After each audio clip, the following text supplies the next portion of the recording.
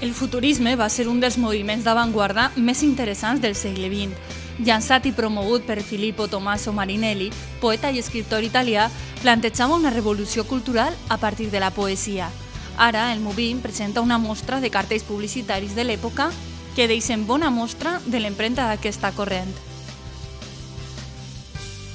Innanzitutto la mostra nasce un po' partendo dal centenario del futurismo che si è celebrato lo scorso anno, perché il primo manifesto del futurismo è del 1909, il febbraio del 1909, ed è un manifesto di carattere generale, legato più alla letteratura e alla poesia che non all'arte.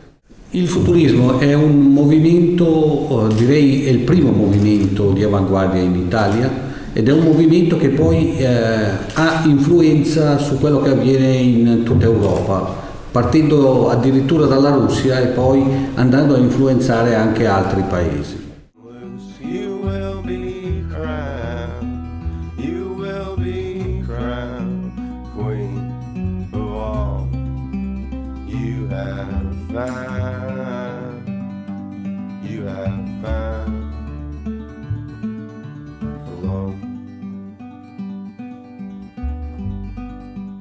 Ed è soprattutto un movimento che non si muove solo nel campo dell'arte, ma tenta di coinvolgere nella sua ricerca tutto quella che è la società. Ecco, per questo sono vari aspetti della società che vengono via via affrontati da Marinetti e dalle persone che si associano a lui, dalla pittura, che è il primo momento, alla scultura, all'architettura, arrivando fino a considerare le cose più semplici, la pubblicità fra queste.